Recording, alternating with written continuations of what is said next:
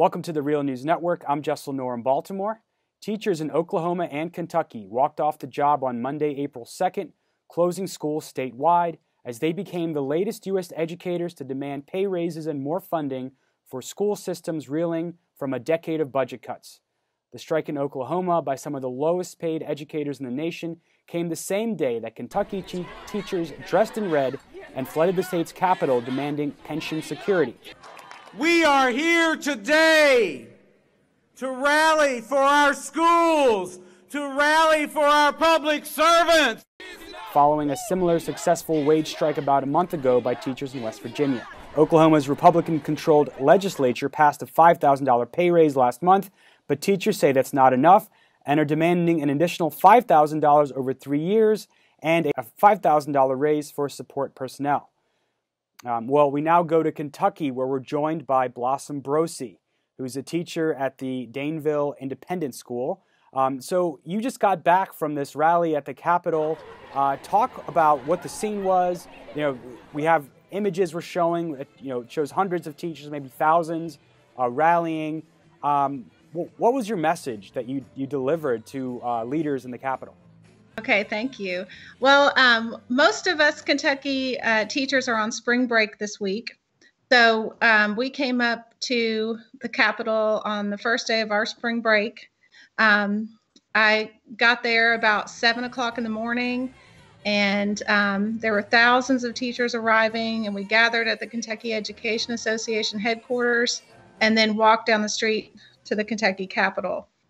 So what happened was last Thursday evening, the legislators passed a pension bill that really just dealt us a huge blow, changed our benefits, changed our health care, and basically took away our pensions.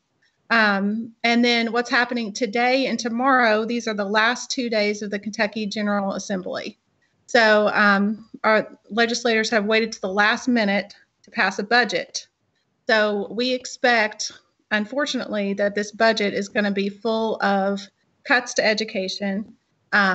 We know that there is a charter schools bill that is going to be pushed through on these last 2 days of the legislation. So we were dealt a huge blow last week, and then we're afraid of what's happening today and tomorrow in the Capitol. Our message really to our legislators is that we want a system of public education. What they're doing is making it to where we can't even have public schools. In Kentucky, teachers are not eligible for Social Security. We don't get Social Security. We also don't get spousal Social Security benefits. And they have taken our Kentucky teacher retirement system away to where we have 401k plans that are terrible 401k plans. The state says there's not enough money to fund this pension. They say the state's broke and, painful cuts have to be made. So how do you respond to that? That's absolutely false. Often states borrow against pension funds. And it's happened in Kentucky before. It's been happening for 15 years. Well, what happens is they put the money back in. So our legislators have tried nothing. They refuse to do any kind of tax reform. They refuse to think about medical marijuana. All these would bring revenue to their state. But at the same time, they're giving $60 million in tax cuts to corporations. They don't need to give those tax cuts to corporations. We're not going to see a penny of those tax cuts. They're tax cuts to create jobs. Well, that's not where our budget needs to go. There's not a budget crisis. This is actually a fabricated budget crisis. You mentioned you're on break right now. Talk about how this rally was organized. Was it union leadership that got you together, or was it rank and file teachers like yourself that connected to do this? It's a right to work state, which means that it's illegal to strike. So technically, if you're using that term informally, that's what's going on. But legally, that's not what's going on. We have a Kentucky Education Association. We have a union, but they can't tell us to strike. So basically what happened was last Friday, Well, the legislation was passed Thursday night at 10 p.m. Well, Friday morning, enough teachers called in sick to where the schools couldn't function. So the superintendents had to call off schools. So that's what we're doing. This is just a grassroots movement amongst teachers in Kentucky. It's illegal for us to use our school emails to organize. We can't use a school phone or school email. We're using our home emails. We're using our home phones.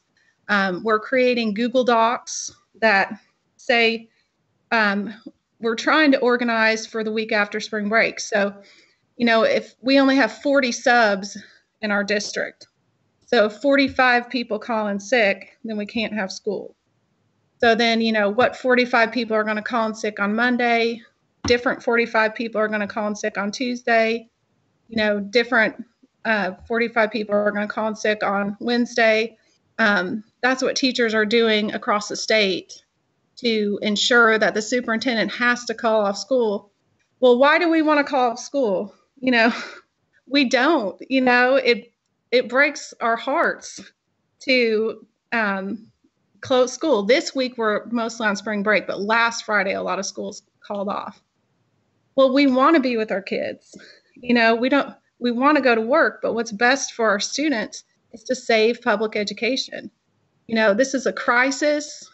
Everybody in Kentucky needs to be aware of what's going on. We can't just pretend like it's okay, and we can't be bullied by those who say, you should be there for the kids and get back in the classroom. One of our legislators said to us, do your jobs, don't talk about politics, go back and teach the kids. Our governor is calling us thugs, saying we're uneducated and uninformed and, just name calling, just being terrible to us.